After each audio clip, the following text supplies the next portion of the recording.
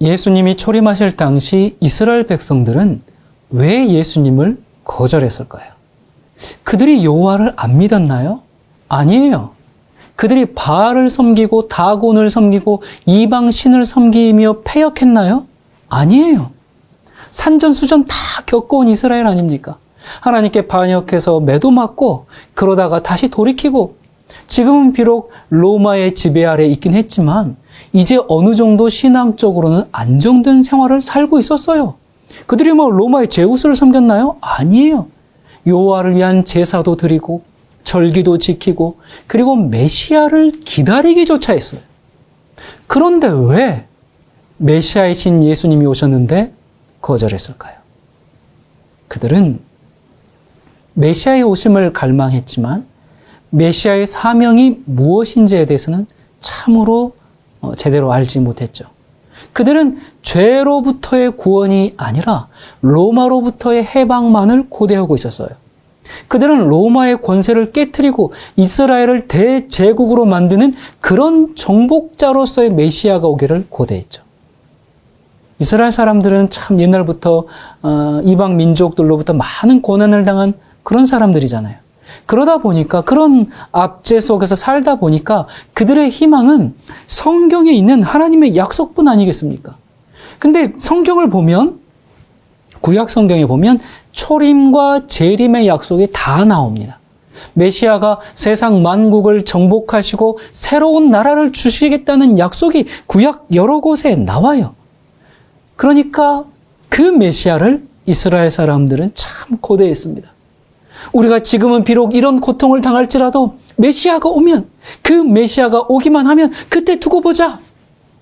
그래서 유대인들은 지금도 2000년이 지난 지금도 메시아를 기다리고 있죠. 아무튼 2000년 전 그들은 이런 생각으로 희망을 갖고 참고 살아왔어요. 그렇게 시간이 흘러갈수록 그런 생각은 점점 더 강해졌어요. 이제 예언의 시간표는 무르익고 이제 예수님이 올 그 당시에는 더욱더 그런 생각이 꽉 차 있었기 때문에 여기저기서 이스라엘 민족을 해방시키려는 가짜 메시아들이 등장하기 시작했습니다.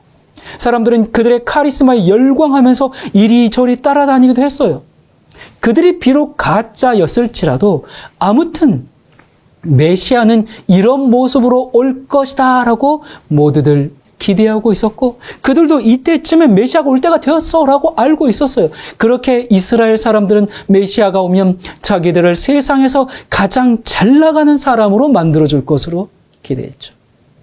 예전에 애굽을 쳐부수고 거기서 출애굽했던 것처럼 그와 같은 영광을 다시 회복할 것으로 믿고 모세와 같은 영웅 그런 메시아를 갈망했습니다.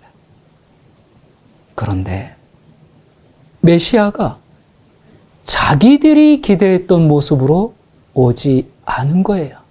자기들이 기대했던 일이 전혀 벌어지지 않은 거예요. 형편이 나아질 줄 알았는데 삶이 좀 펴질 줄 알았는데 여전히 로마는 지배하고 있고 여전히 사는 게 빡빡하고 어려워요. 바로 그것 때문에 예수 그리스도를 받아들이지 않고 메시아를 거절하게 되었습니다. 그 사람들 하나님을 믿는다고 했어요. 믿는다고 했는데 하나님을 거절했습니다. 얼마나 아이러니합니까? 그들 성경 말씀대로 산다고 했어요. 그랬는데 성경 말씀을 거절했습니다. 그들은 믿음을 가지고 산다고 생각했어요. 그런데 잘못된 믿음을 가지고 있었습니다. 자, 그런데 심각한 문제가 있습니다. 이게 이스라엘만의 문제일까요? 2000년 전 이스라엘의 모습을 이 마지막 시대에 여전히 반복하고 있다는 것입니다. 오늘날 교회가 뭘 착각하고 있는 것일까요? 무슨 문제가 있는 것일까요? 지금은 마지막 때입니다. 이 마지막 시대에 그때와 똑같은 일이 반복되고 있습니다. 2000년 전 초림하신 예수님과 이제 곧 재림하시는 예수님의 사역은 전혀 달라요. 초림하신 예수님은 죄인을 용서하시기 위해 오셨습니다. 재림하시는 예수님은 죄인을 심판하시기 위해 오십니다. 우리는 예수님이 이 땅에 초림하셔가지고 이루신 사역들, 죄인을 용서하고 구원하시는 그 주님을 증거해야 하지만 그것만 할 때가 아니라 재림하시는 예수님을 선포할 때입니다. 의인과 악인을 가르시고 양과 염소를 가르시고 낫을 들고 알곡을 추수하러 재림하시는 예수님을 증거해야 하는데 이런 얘기는 듣기가 싫어요. 그래서 그저 예수님이 이 땅에 오셔서 죄인들을 찾아가시고 용서하시고 구원하시고 품어주시고 그런 따뜻한 말씀에만 젖어 있어요. 물론 그 사랑에 감격하고 그 십자가의 사랑 때문에 죄를 떠나는 삶을 사는 것이 성도의 이치인데 문제는 다음 과정으로 나아가지를 못하고 그저 용서하시고 그저 품어주시는 그 예수님에 대해서만 생각한다 그 말입니다. 예수님의 재림에 대한 기다림도 이 지긋지긋한 세상에서 건져내가지고 그냥 저 천국으로 날 인도하실 분 그런 소망에만 가득 차 있어요. 자, 이게 지금 무슨 문제냐면 이스라엘 백성이 메시아를 기다리긴 기다렸는데 로마 제국에서 건져줄 왕으로서만 기다렸던 것과 같은 심각한 문제입니다. 그들이 잘못 생각하고 잘못 기다렸을 뿐만 아니라 어떻게 했어요? 예수 그리스도를 십자가에 못 박았고 예수 그리스도를 믿고 따르고 그 복음을 전하는 사람들을 똑같이 죽이고 핍박했습니다. 누가요? 로마가요? 아니요. 하나님을 믿고 나는 메시아를 기다려 그렇게 말하는 사람들이. 그들은 어제까지 같은 교회에서 말씀의 떡을 나눴던 사람들이고 사랑하는 친구들이고 가족들이었어요. 그런데 메시아에 대한 이해가 달라지자 이단이라며 잡아 죽였습니다. 사도 바울이 다메섹에서 예수님 만나기 전에도 하나님 아주 잘 믿는 사람이었어요. 율법 잘 지키고 존경받는 선생이었어요. 그런데 살기가 등등해서 자기와 다르게 믿는 사람들을 잡으러 다녔습니다. 누구를 위해서요? 그게 하나님을 위한 일이라고 생각했어요. 오늘날 똑같은 일이 벌어지고 있습니다. 초림하신 예수님과 재림하실 예수님, 역할과 사역이 달라요.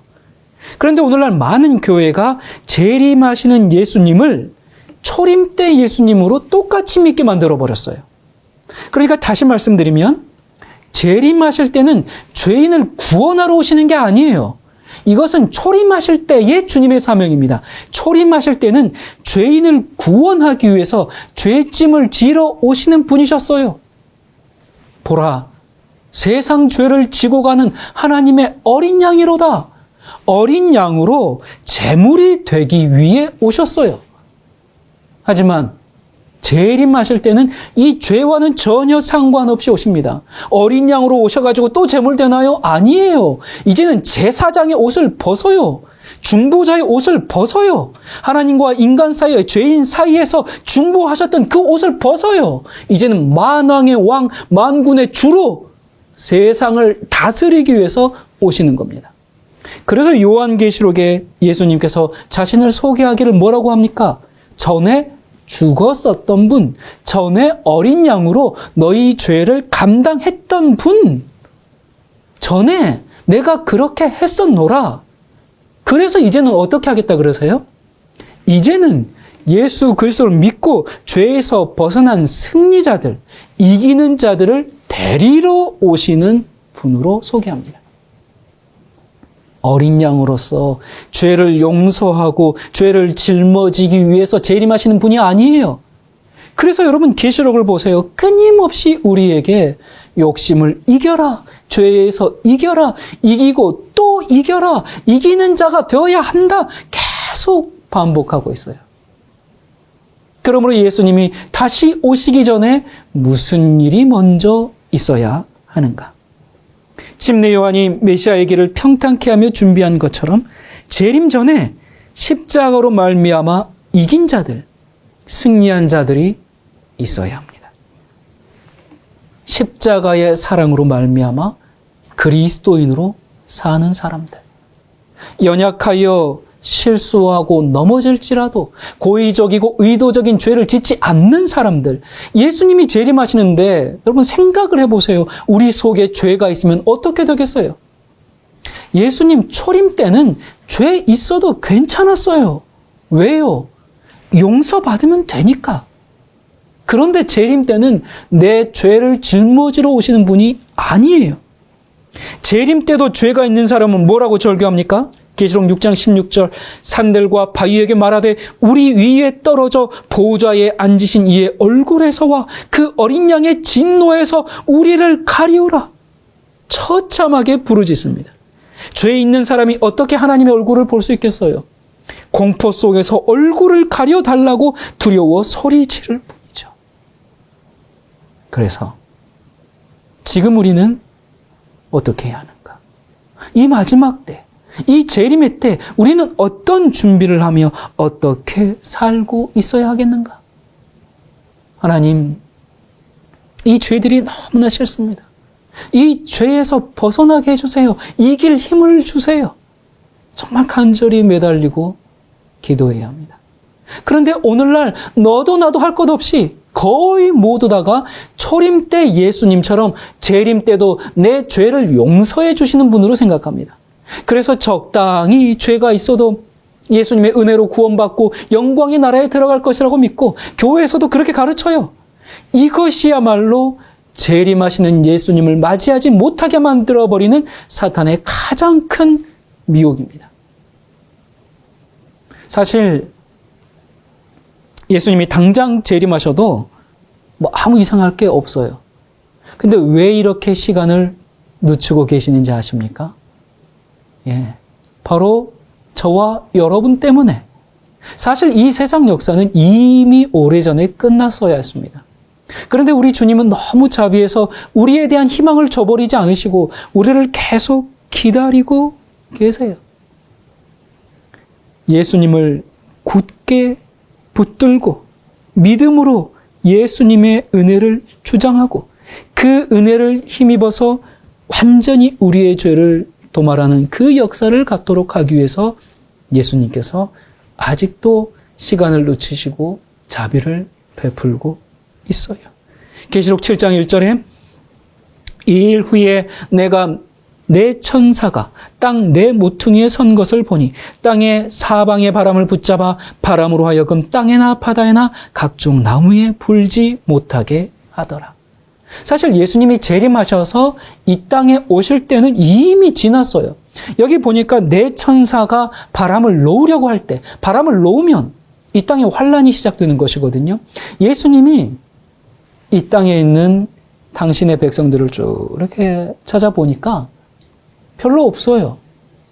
이 땅에 내려가서 이제 죄인을 심판하고 의인을 구원하고 세상을 새롭게 해야 되는데 이렇게 보니까 아직 준비가 안 됐어요. 짐승의 뼈 환란이 일어나면 다 넘어가게 생겼어요. 그래서 이때 끝내버리면 이거 그냥 큰일 나겠어요. 구원받을 사람이 별로 없게 생겼어요. 그러면 예수님께서 그렇게 십자가를 지셨는데 그래서 지금 예수님께서 뭐라고 하십니까? 바람을 붙잡으라. 바람을 붙잡으라 하면서 지금 뭐하고 계시는 거예요? 시간을 벌고 계시죠. 진작 바람이 놓였어야 하는데 저와 여러분을 사랑해서 바람을 지금 꽉 붙잡고 있습니다. 네가 그렇게 멸망당해서야 되겠니? 이 은혜의 시간에 지금 돌이켜야 하지 않겠니? 그런 심정으로 지금 바람을 꽉 붙잡고 계세요. 그러므로 지금 우리가 사는 시간은 이미 끝날 때가 지났고 지금은 추가 시간입니다. 여러분 축구에서 전후반 45분씩 경기 다 치르고 주어진 추가 시간. 추가 시간은 길어야 5분 주지 않습니까? 우리는 지금 그런 시대에 살고 있어요. 세상 역사는 이미 끝났어야 했어요. 그런데 아직까지도 우리를 위해서 시간을 끌고 있죠. 추가 시간이 얼마나 지났을까? 분명한 것은 이미 전반, 후반 다 끝났고 추가 시간도 거의 끝에 이르렀다는 사실입니다. 이런 때에 우리는 어떻게 살아야 할까요? 세상 욕심 때문에 거짓말하고 돈을 사랑하고, 아니 돈을 섬기고, 돈이 신이 되어서 돈이면 뭐든지 다 될 수 있을 것 같은 그런 전능하신 돈님을 경배하고, 이 전능하신 분은 하나님이지 돈이 아니거든요. 그런데 우리는 너무 돈을 의지하고 돈을 사랑하면서 삽니다. 네, 물론 우리가 이 세상 살려면 돈이 필요하죠. 하지만 돈에 지배당해서는 안 됩니다. 어려움이 생겼을 때 내가 돈을 의지하는가, 하나님을 의지하는가? 여기에 내가 누구를 신으로 삼고 사는지가 드러납니다. 또 우리는 자아를 너무 사랑해요. 사람들과 다툼과 분쟁이 왜 있어요? 내가 감정에 손해보지 않으려고, 물질적으로 손해보지 않으려고, 그래서 그렇게 미운 감정을 갖고 삽니다. 여러분, 우리가 이렇게 살아야 되겠습니까? 이 기독교인들이 착각하는 게, 내가 이렇게 상처받았지만, 내가 이렇게 억울하지만 당신을 용서하겠습니다. 다음부터는 그러지 마세요. 이게 이제 이런 식으로 얘기를 하는데, 이게 주님께 순종한 것이고 용서라고 생각합니다. 그런가요? 아니에요. 물론 상대방을 용서하기로 결심한 거 참 훌륭하고 감사한 일이에요. 인격적으로 성숙한 사람입니다. 박수받아 마땅해요. 그런데 이건 성령께서 행하신 일은 아닙니다. 여기 어디에 성령의 은혜가 있습니까? 이 말 어디에 성령의 은혜가 있습니까? 이건 사회생활하기 위해서 선택해야만 하는 처세술이죠. 그렇게 하지 않으면 내가 불편하니까. 성령의 감동은 내가 그들보다 얼마나 악한 죄인인지 깨닫는 데서부터 시작합니다. 그들이 내게 행한 일만이 아니라 내가 그들에게 행한 일도 알게 해요. 나는 그들에게 잘못한 게 없는데요? 정말 그럴까요? 아니면 자기 자신을 볼 수 있는 눈이 없어서 그럴까요? 난 오라. 혹시 내가 조금 잘못했어도 그 사람이 나한테 한 만큼은 아니야. 이런 생각이 가득 차 있으니까 어찌 성령의 음성이 들리겠습니까? 성령이 하시는 일에는 진정한 용서와 사랑과 연합이 이루어져요. 여러분의 삶에 성령의 역사가 있습니까? 아니면 지키지 못할 내 결심만 무성합니까? 자기가 어떤 죄인인지 알게 될 때 거기서부터 진정한 회개가 나옵니다. 지금 우리는 안일하게 신앙생활 할 때가 아니에요. 지금은 재림의 때입니다. 재림하시기 전에 예수님께서 무슨 선언을 하시는가? 계시록 22장에 불의를 하는 자는 그대로 불의하고, 거룩한 자는 그대로 거룩하고, 더러운 자는 그대로 더럽게 되고, 의로운 자는 그대로 의롭고, 마음에 원망이 있는 자는 그대로 원망이 있고, 사랑이 있는 자는 그대로 사랑이 있어라.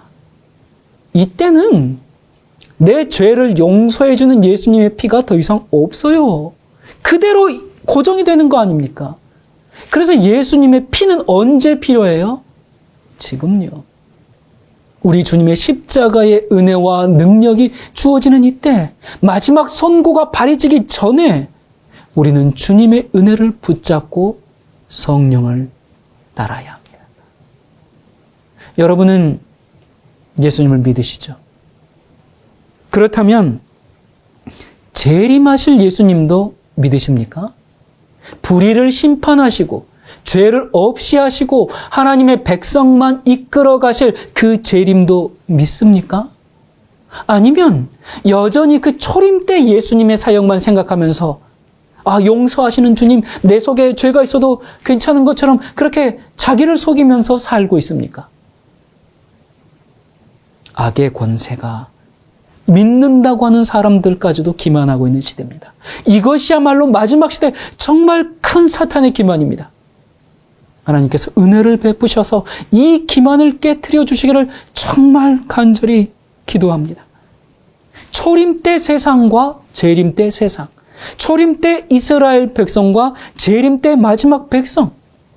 세상도 그렇고 하나님을 믿는다고 하는 사람들도 그렇고 어쩌면 이렇게 똑같이 진행이 되는지 모르겠습니다. 우리 하나님께서 그렇게 우리에게 은혜를 많이 베푸셨는데도 우리가 아직도 어둠 가운데 있지는 않습니까? 그러나 초림 때 깨어있는 사람들이 있었죠. 마찬가지로 재림 때도 깨어있는 사람들이 있을 겁니다. 초림 때 깨어있는 사람들 중에 사가랴의 모습을 한번 살펴봅시다. 누가복음 1장 5절부터 말씀입니다. 유대왕 헤롯 때에 아비야 반열의 제사장 한 사람이 있었으니 이름은 사가랴요 그 아내는 아론의 자손이니 이름은 엘리사벳이라. 이 두 사람이 하나님 앞에 의인이니 주의 모든 계명과 규례대로 흠이 없이 행하더라. 엘리사벳이 잉태를 못함으로 그들에게 자식이 없고 두 사람의 나이가 많더라.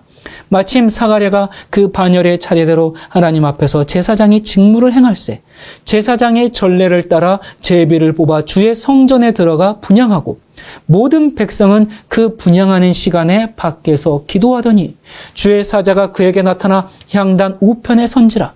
사가랴가 보고 놀라며 무서워하니 천사가 그에게 이르되 사가랴여 무서워하지 말라. 너의 간구함이 들린지라. 내 아내 엘리사벳이 내게 아들을 낳아주리니 그 이름을 요한이라 하라. 사가랴가 천사에게 이르되 내가 이것을 어떻게 알리요? 내가 늙고 아내도 나이가 많으니이다. 자, 예수님의 탄생 전에 백성들이 마음만 열면 메시아가 온다는 것을 확실히 알 수밖에 없도록 그런 증거를 아주 여러 차례 주셨어요. 예수님이 몰래 그냥 은근슬쩍 오신 게 아니에요. 죄로 말미암아 어두워진 그 당신의 백성들을 생각하고 하나님께서 그들을 깨우기 위해서 여러 가지 기적들, 여러 가지 증거들을 주셨어요. 믿음이 부족한 그들이 예수님을 받아들일 수 있도록 마음이 정직한 자는 다 깨달을 수 있도록 하나님께서 숨김없이 여러 차례 반복해서 메시아가 강림한다는 확실한 증거를 계속 주셨어요. 지금 사가랴에게 일어난 일도 그 증거 가운데 하나입니다.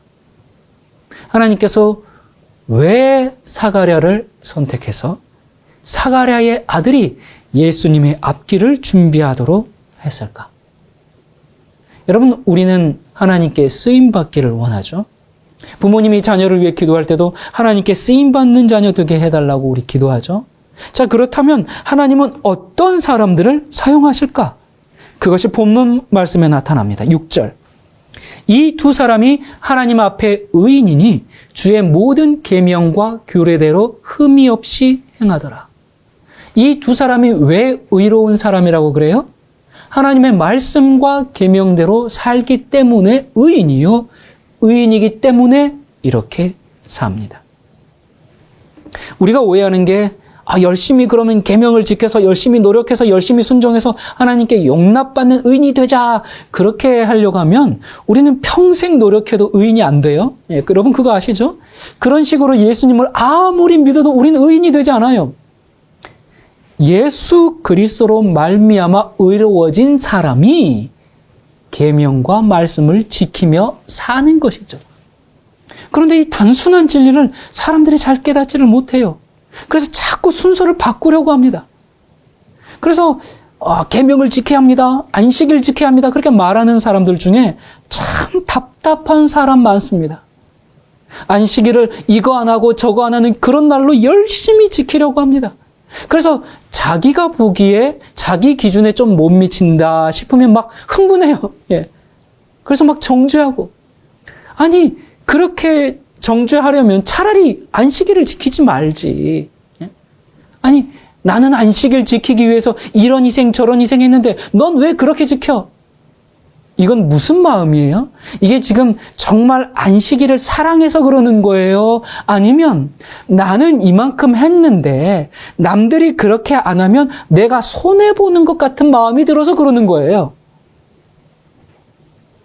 안식일 잘 지키자고 하는 사람들 보면 대부분 외형적인 모습을 가지고 그렇게 말이 많습니다. 그게 잘 지키는 게 아니에요. 그게 안식일의 회복이 아닙니다. 그렇게 지키기 때문에 안식일이 이단스러운 거예요. 그래서 안식일을 지키는 사람들이 율법주의자가 되는 겁니다. 안식일이야말로 예수님의 마음을 품는 날이죠. 다른 날 그렇게 못 살았다면 이날만이라도 예수님 안에서 참된 쉼과 기쁨과 행복을 누리는 날입니다. 다른 날 마음에 미움과 정죄가 있었다면 그날만이라도 그들을 더욱 사랑하고 용납하고 이해해주는 날입니다. 그런데 자꾸 안식일 그렇게 지키는 거 아니야? 이렇게 하는 거야? 그러면서 자꾸 기준과 표준을 들이대고 정죄하면 내 쉼도 없어지고 상대방의 쉼도 없어집니다. 그러지 마세요. 안식일을 끔찍한 날로 만들지 마세요. 제가 전에도 말씀드렸죠. 안식일을 지키려고 애쓰지 말고 안식일의 주인이신 예수님을 사랑하려고 애쓰십시오. 그러면 그분의 안식일을 사랑하게 됩니다. 얼마나 많은 사람들이 이 안식일의 의미를 오해하고 문자에 매여서 사는지 모릅니다. 하나님께서 우리가 안식일을 지키지 않아서 내 이놈 너 안식일을 어겼지, 계명 어겼지, 그래서 화가 나고 우리에게 벌을 주고 그런 게 아니라 우리가 정말 하나님의 그 안식일의 쉼을 누려야 하는데 그렇게 누리지 못하게 만드는 이 세상의 시스템에 화가 나시고 이 세상에 대해서 화가 나시고 안식일에 쉬지 못하고 일하는 그런 우리를 보면서 속상해 하시는 분이 하나님이세요. 우리도 좀 그런 마음 가져보면 안 될까요? 저 사람 안식일 왜 저래서 막 정죄하는 게 아니라 저 사람이 안식일을 지키고 싶은데 저렇게 할 수밖에 없는 그 사람을 보면서 정말 슬퍼하고 위로해주고 그게 하나님의 마음이죠. 그런 하나님의 마음과 내 마음이 하나가 되는 날이 안식일이죠. 하나님과 사랑의 관계 속에서 지키는 계명. 그것은 내게도 그리고 남에게도 축복이 됩니다. 그래서 안식일은 복된 날입니다. 여기 지금 사가랴 부부가 하나님 앞에 의인이었는데 그들이 계명을 잘 지켜서 의인된 거 아니에요. 하나님의 은혜로 의롭게 되었기 때문에 계명을 지키는 의로운 생애를 살 수 있었어요. 복음이라는 것은 하나님의 말씀을 지켜야 한다. 이거 아닙니다. 하나님의 말씀을 지킬 수 있는 능력이 어떻게 우리에게 주어지느냐? 우리가 어떻게 하나님의 말씀대로 살 수 있느냐? 그 방법을 가르쳐 주는 것이 복음이에요. 왜 하나님께서 사가랴 부부를 택하셨습니까? 그들이 하나님을 사랑하고 하나님의 뜻대로 살아가는 믿음의 사람들이기 때문에 택하신 것이 첫 번째 이유고요. 두 번째 이유는 13절에 천사가 그에게 이르되 사가랴여 무서워하지 말라. 너의 간구함이 들린지라. 내 아내 엘리사벳이 내게 아들을 낳아주리니 그 이름을 요한이라 하라. 자, 이 말씀을 보면 마치 한나가 자식을 구해서 사무엘을 얻은 것처럼 자식을 달라고 간구한 것처럼 보이는데 말씀을 자세히 보면 그런 간구를 한 게 아닙니다. 왜냐하면 여기 지금 아들을 주겠다 그러니까 사가랴가 뭐라고 합니까? 아유, 우리 부부는 나이가 많고 늙어서 자식 낳을 때가 아닙니다. 만약에 자식을 구하는 기도를 했다면 주님의 은혜가 큽니다. 제가 이 아이를 하나님께 바치겠습니다. 그래야 되지 않습니까? 그런데 자식을 주겠다고 하니까 자식 낳을 때가 아닌데요? 그런 말을 하고 있어요. 그러니까 자식을 구한 기도가 아니죠. 자, 그러면 무슨 기도를 했을까? 여기 너의 간구함이 들린지라 했는데 너의 그 간구를 듣고 내가 왔다 그랬는데 무슨 기도를 했을까요? 사가랴가 다니엘서를 연구해 보니까 메시아가 올 때가 되었다는 것을 깨달았습니다. 다니엘 9장에 70일의 예언이 나오죠. 거기에 보면 메시아가 언제 이 땅에 와서 무슨 일을 하다가 언제 어떻게 생을 마감할지 자세히 나왔습니다. 동방 박사들이 메시아 탄생을 어떻게 알고 베들레헴에 왔어요? 바로 다니엘의 예언을 연구해 보니까 메시아 탄생이 임박한 것을 알고 온 거예요. 이방인들도 아는데 제사장인 사가랴가 얼마나 더 분명히 깨달았겠어요. 이런 예언들이 성경 곳곳에 나오죠. 다니엘이 살았던 그 당시에도 다니엘이 예레미야서를 연구해 보니까 바벨론 포로 생활이 몇 년? 70년이 지나면 끝난다고 예언이 되어 있네. 기록된 걸 그걸 알게 되었죠. 그래서 그런 이제 70년이 거의 차고 돌아갈 때가 다 되었는데, 근데 이스라엘 백성들은 바벨론에서 사는 게 너무 좋아요. 돌아갈 생각을 안 해. 다니엘은 이 백성들의 죄가 가득 차서 하나님의 약속이 이루어지지 못할까 염려하면서 기도하죠. 그렇게 기도하다가 무슨 일이 벌어져요? 바로 다니엘 6장의 사자굴 사건입니다.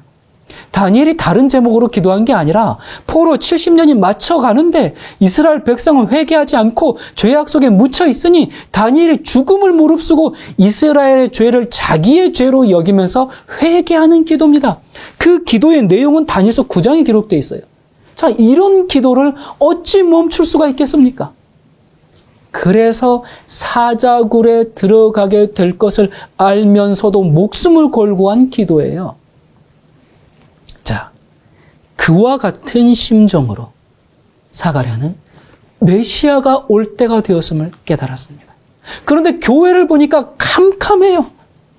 기도가 안 나오겠습니까? 백성들이 다 잠들어가지고 메시아 맞을 준비를 안 하고 있는데 얼마나 간절히 기도했겠어요. 그 기도가 하나님께 상달이 된 것이죠. 너의 간구함이 들린지라. 그러면서 기대도 안 했던 아들을 주고 그 아들이 무슨 일을 해요? 메시아가 오는 길을 예비하는 자로 삼겠다는 겁니다.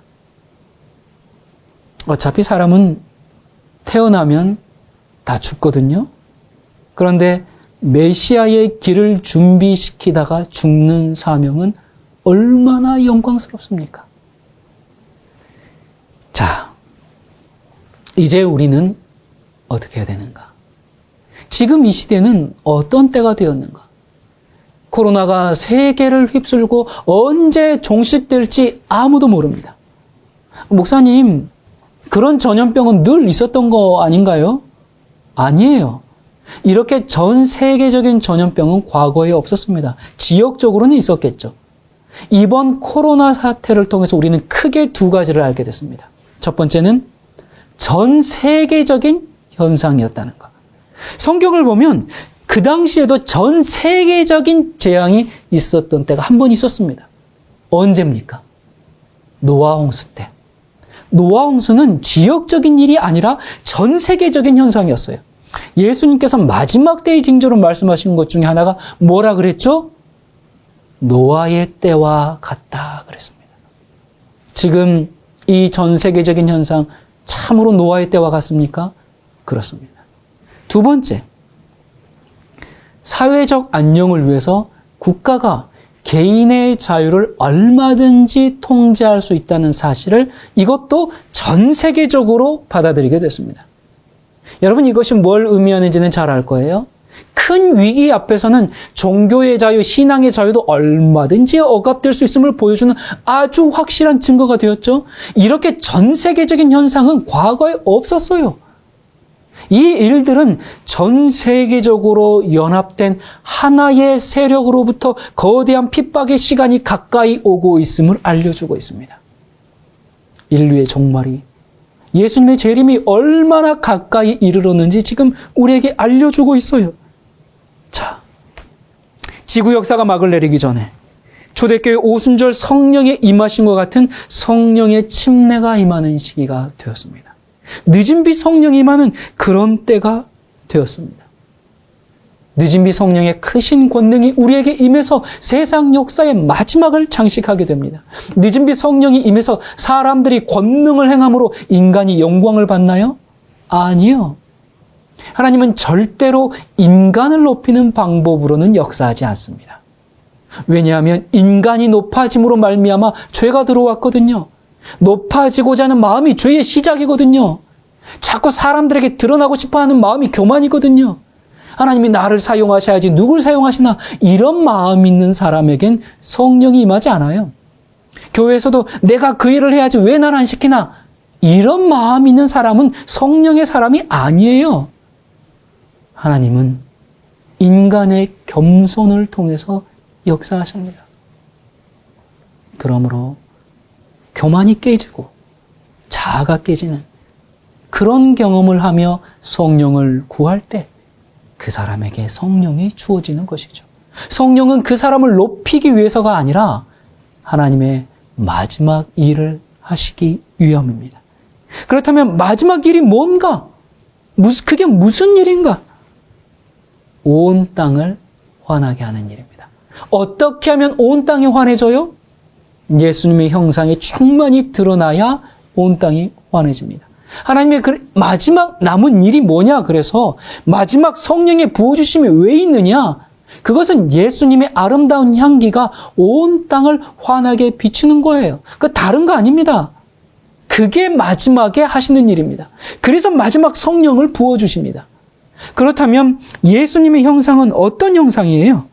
예수님의 향기는 어떤 향기예요? 십자가에 나타난 그 형상, 그 향기, 그 사랑입니다. 하나님이 인간이 되신 성육신하신 그 사랑입니다. 성육신이 뭔데요? 성육신이 뭡니까? 예수님께서 우리에게 보여주셨죠? 우리 자신이 철저히 희생되더라도 다른 사람을 위해 사는 사랑. 나 자신은 멸망당하더라도 다른 사람을 구원하려는 사랑. 그것이 성육신입니다. 다른 사람 비위 맞추는 사랑 아닙니다. 잘 지내보려고, 안 그러면 불편하니까 그냥 맞춰주는 그런 사랑 아닙니다. 예수님의 형상을 드러낸다는 것, 예수님의 향기를 풍긴다는 것은 우리도 성육신한다는 뜻입니다. 성육신의 마음으로 겸손의 자리에 있을 때 예수님의 사랑이 나타나게 되고 예수님의 향기가 나고 성령이 충만해서 온 세상을 환하게 할 것입니다. 사가랴는 하나님의 은혜를 힘입어 말씀대로 살면서 메시아의 오심을 위해 백성들이 준비될 수 있도록 간절히 기도했습니다. 여러분은 무엇을 위해서 기도합니까? 예수 그리스도의 재림의 때에 의인으로 참여할 수 있도록 기도하고 있습니까? 예수님의 재림의 때가 되었는데 교회가 갈 길을 잃고 말씀에 등불 없이 캄캄한 상태에 있음을 보면서 탄식하며 기도하고 있습니까? 우리는 참으로 성령의 침례를 받아야만 합니다. 세상의 역사를 끝내고 예수님의 재림을 위해서 우리는 성령의 침례를 반드시 받아야만 합니다.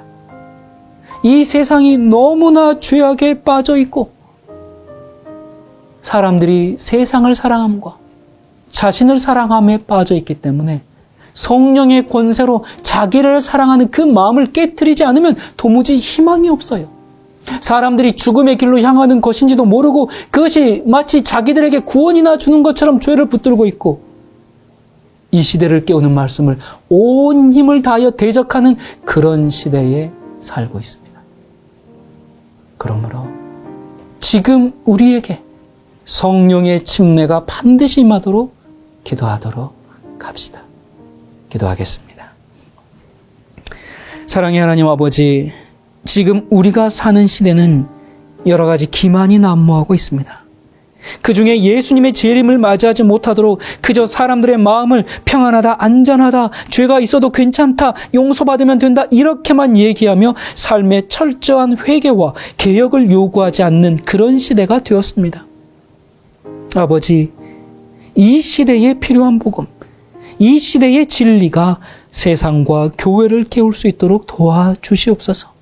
종의 종으로 오신 그리스도를 본받아 겸손의 띠를 항상 몸에 지니고 우리의 마음이 산산이 부서져 주님의 형상을, 주님의 향기를, 주님의 빛을 드러내기를 게을리지 않도록 도와주시옵소서. 우리를 너무나 사랑하셔서 영원토록 함께 있기 원하셔서 다시 오시겠다고 약속하신 예수 그리스도의 이름으로 간절히 기도드립니다. 아멘.